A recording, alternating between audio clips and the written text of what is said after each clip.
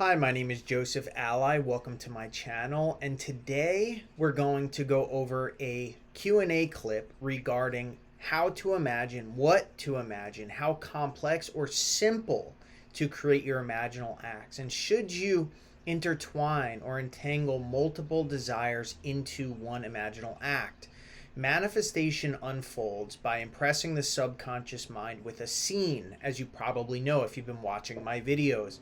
That scene, the entire concept of it is to embody your consciousness or to saturate your consciousness by embodying a new point of view. And that point of view is your wish fulfilled after the end.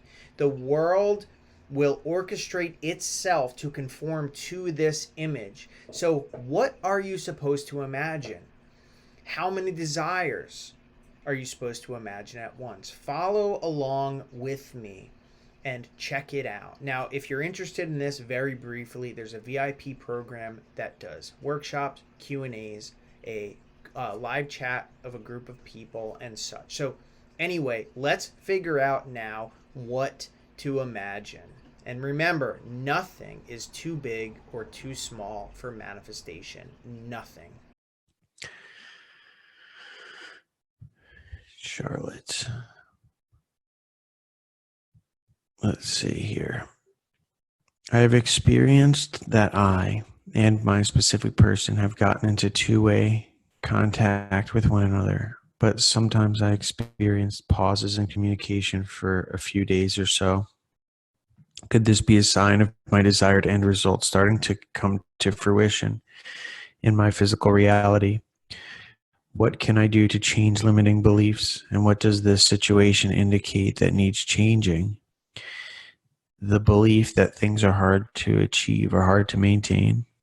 What's the fastest and most effective way of tracing and changing limiting beliefs? I remain faithful to my desired end result after I have gotten married to my specific person, viewing in the first person, of course.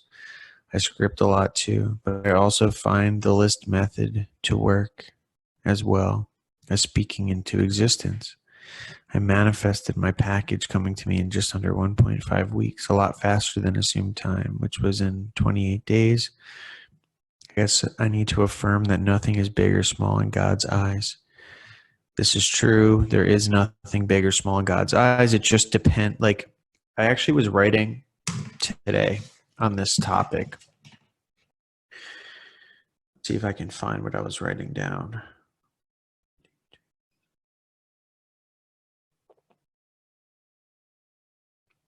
Oh, yeah. So it was basically, I have this written down. It was basically on this topic, big or small, it doesn't matter. I'm going to be creating a video on agility, right? Agility in manifesting, which means like manifesting quick, easy, and fast, and light, very light. So what I mean by that is everything is possible regardless, right? One of the biggest issues that I've seen now with the questions that I get is not in the questions themselves, but it's in the information that's given. Other people are giving information that's incorrect, right? So once we learn how to manifest, there's just what we're being taught, not me, but what I had been taught, right, which is incorrect, is that now that I am manifesting, I am stepping into a new life. I'm stepping into this life where now I have these magic powers. And being that I have these magic powers, the laws that once governed me need not govern me anymore. And that means that when I close my eyes and I imagine, I'm now manifesting versus the life before I'm not manifesting, right? This is the idea that's not true. Meaning before I was just living my life naturally, but now I'm invoking this magic power through feeling, and things are now creating. Now I can jump realities. I can jump to different worlds. I can receive things faster and easier and in a magical way versus before I wasn't doing anything at all.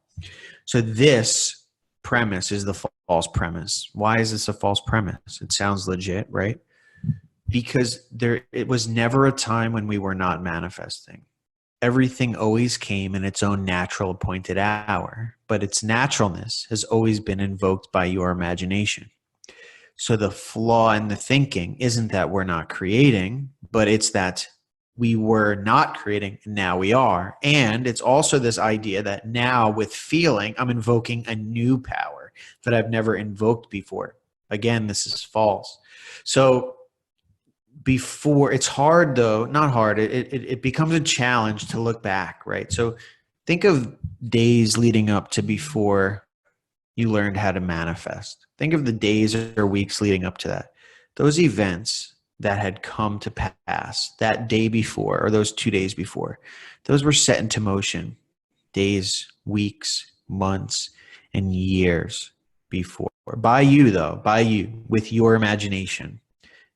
And so the trick then is to understand that that always was so. Because if we can understand that that always was so, then we can understand that it's not magic that we're invoking. We are, I mean, of course it's magic, it's miraculous, but it's not no different than before. So that means we're not jumping realities, we're not doing all this stuff. The world is the same world that we lived in before, right? There were times in the past when we imagined intently without even knowing that we were manifesting, of course. And the reason I'm going on this diatribe is because it's important to note that things are going to come in their own natural way. That's how they always have came. That's always how they will come, in a natural way, according to your imagination. We are planting seeds just as we always had been planting seeds. So the idea is we have to be patient. We have to know that what we're doing is going to manifest. We have to know that it's not the human body that's manifesting. It's not that we're emitting something and convincing someone of something, right? These are all the false premises of not even just traditional, but even modern mainstream style of manifestation. We impress the subconscious mind with our imaginal acts, and then God, or awareness, this infinite intelligence being, pulls the strings. So it could be that it's instant. It could be very quickly. It could be slowly. It doesn't depend, like time is not a factor. It's just, the factor is how many moving parts there are and how many people need to become certain people for you to get your manifestation. And so all things will come and in their own time. So we have to imagine the correct way. We imagine in first person, as you said. We imagine after the end, as you said. And then we relinquish control, because there's no way to speed something up by imagining it more. There's no way to speed something up by anything that we can do. The best thing that we can do to the best of our ability is to imagine this in the most effective way possible, to impress the subconscious mind the most effective way possible. And once we do that, there's nothing that can stop us from receiving our manifestation. And it's not time that dictates when we receive it. It's the amount of moving parts. It's the amount of impulses that the sum total of all the actors in this play that you've created in your imaginal act, they must play all their parts. It's like when we imagine, it's like taking a little speck of eternity, right? The thing with eternity is that there's no time or space. So you imagine this end result.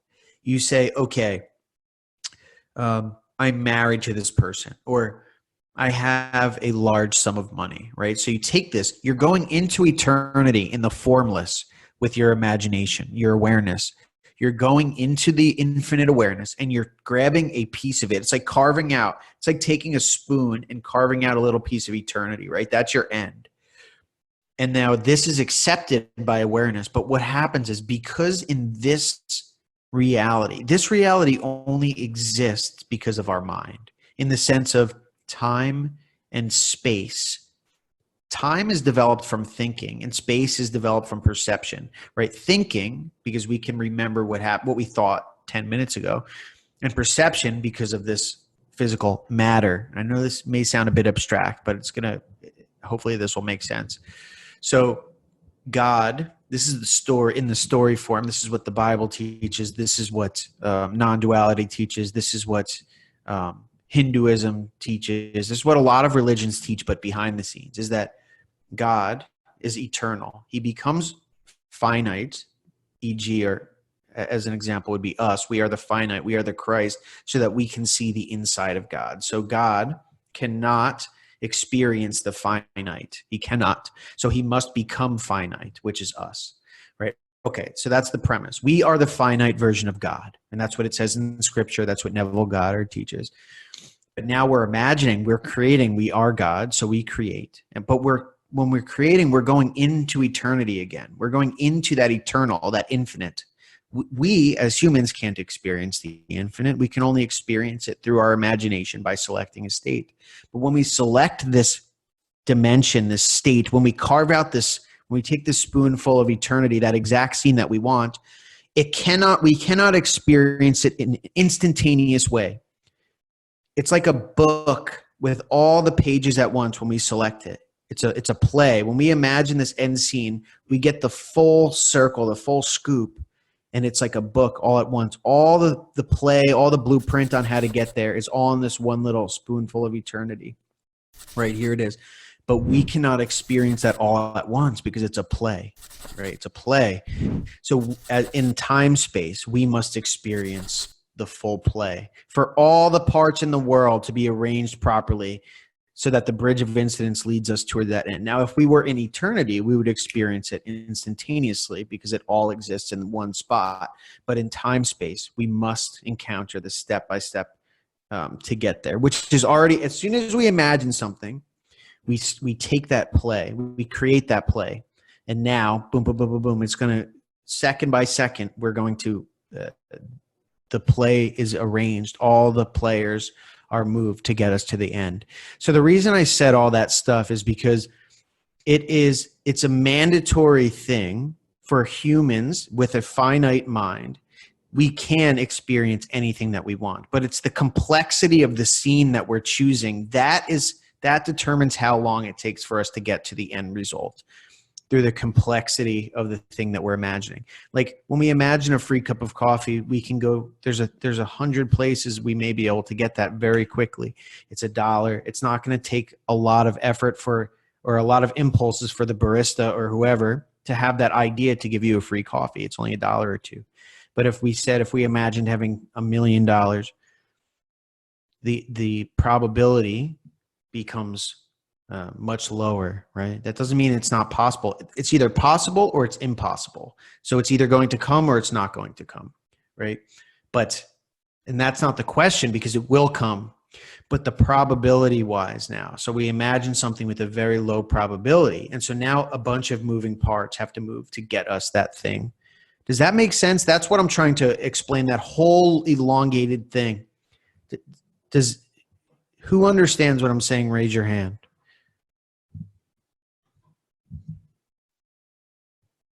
It's always possible. It's just the complexity of the story depends on how long it takes, generally speaking. Thank you for watching this video. I truly appreciate it. It is extremely important. If you want to be the most helpful, hit that like button, comment. That in and of itself will utilize YouTube's algorithm to allow this video to be seen by people who would not normally be able to see this video. Hit the subscribe button for more if you want broken down systematic techniques on specifically the scientific approach to manifesting anything that you want without speculation, without theory, without belief systems, all cut and dry, time-tested, tens of thousands of manifestations analyzed over 10 years and thousands of people. So if you want that data-driven manifestation, subscribe, bell icon, and I'll see you next time. Thank you so much.